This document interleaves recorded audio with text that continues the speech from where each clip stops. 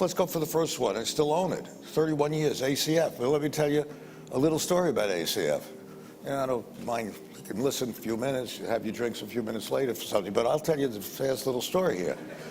So I was a kid, 31 years ago compared to today, and I see this ACF, and I'm a workaholic, and I keep working on companies. I see this company sells for $30, and I'm looking at the rail cars they own, and I look at all the stuff that they got. They don't make any money, and I look at I'm an old Graham and Dodd guy. I still am.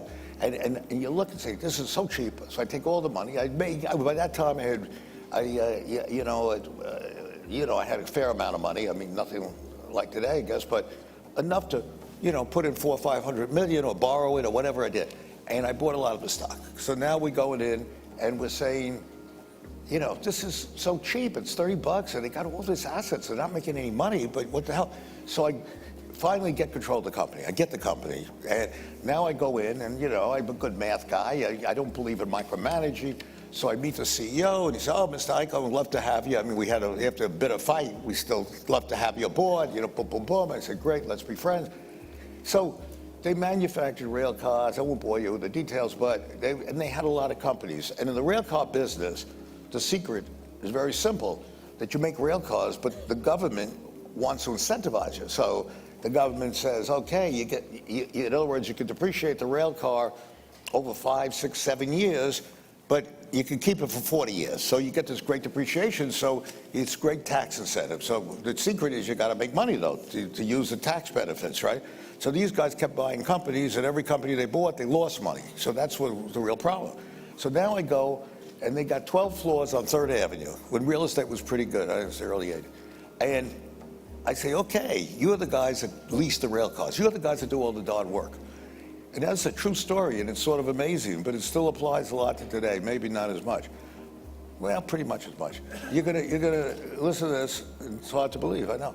So I go in, and I'm a good math guy, I was a good numbers guy, I was a good poker player. I'm gonna go understand what they do. So they said, Mr. Icahn, go to the 12th floor. We go to the 12th floor, and I write a yellow pad, and they try and explain it, blah, blah, blah, and you do this. And these guys do this, these guys do that. I go to the 7th floor, new guy.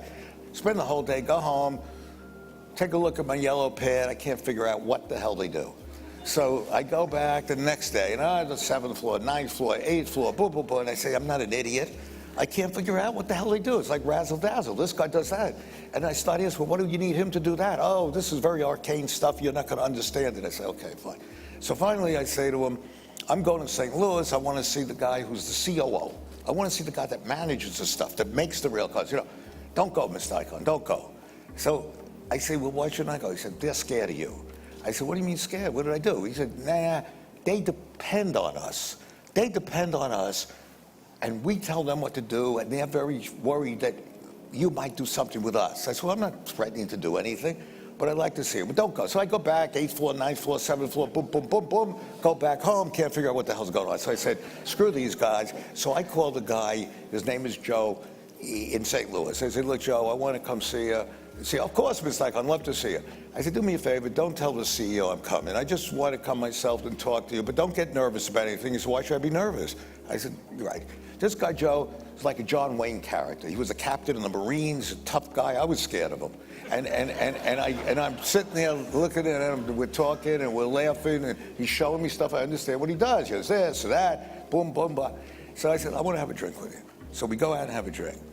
And we're sitting there having a martini, the two of us. I said, Joe, I want to ask you something. I don't want you to think that I intend to do anything, because I don't want you to be nervous. You know, why should I be nervous? I said, I just want to tell you, I wouldn't know how many of those guys in New York you need to support your operation here, because I honestly can't figure out what they do. And he says, I'll tell you what you should do. I'll tell you how many supports I need. I need minus 30. So I go, I say, hey, Joe, what the hell does that mean, minus 30? Because you don't have the balls to do what I'll tell you to do, just like that. I said, what's that? Get rid of all of them tomorrow.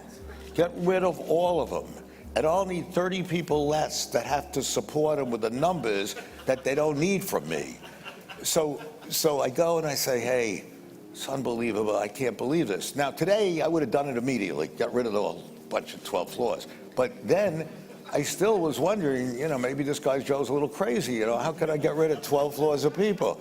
So I figured, how do I do that? And meanwhile, I knew the guy who owned the building.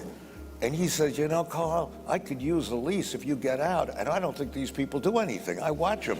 And I said, bullshit, he's a real estate guy. What the hell does he know? So I now go and I figure, what the hell do I do? So there's a consultant around.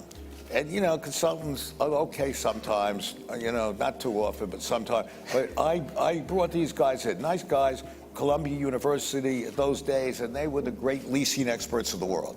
Leasing, they do this for all these companies. I call them in, 3 guys come in, and one is a professor at Columbia, and he says, Mr. Icahn, we understand your problem. Very arcane. I said, yeah, I heard that word before, really arcane. So I say, I want to know what they do. Don't worry about it. 3 weeks, we'll be back. It's $250,000. I said, okay, I'll pay you $250,000, come back in 3 weeks. They come back in 3 weeks. Now, this is sort of hard to believe, but it typifies America, but people don't believe it.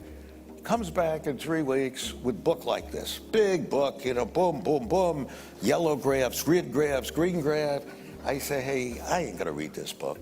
I said, and I'm colorblind anyway. So I say, all I want you to do, here's a yellow pad. I did very well in school. I'm a numbers guy. Tell me what they do. And I said, here's your $250,000. And I give it to him. And he looks at me, he smiles. He says, you know something? You've been square with us, Mr. Icahn. You seem like a good guy. So I'm going to tell you something. We don't know what they do either. I'm not joking. I am not joking. But here's the funniest thing. I mean, it's really sort of funny. I said, screw it. I called Joe up. He comes over. He said, great, do it. I gave him this severance. Nobody was mad. Got rid of the whole 12 floors. Sold the lease for $10 million. That was a lot then. And if you shut down a grocery store, let's say you bought a grocery store and shut it down, you'd hear from somebody. Somebody didn't get the apples right. The pears were rotten or something. If you had a flower shop, the roses wilted. It was like out of a science fiction movie. It's like they never existed. I never got a letter. I never got anybody calling me. They left. It was like one of those bombs, that just hit the thing and kills all the people and the building stays. But I follow those principles a lot in what I do. There are very many companies where, and it's nobody's fault really, but it's just the CEO doesn't care. He's making a lot of money. And today, it's very dangerous because a lot of these mediocre companies are borrowing money. And they're borrowing money very cheaply. And that's what theoretically makes the earnings that I think are very questionable.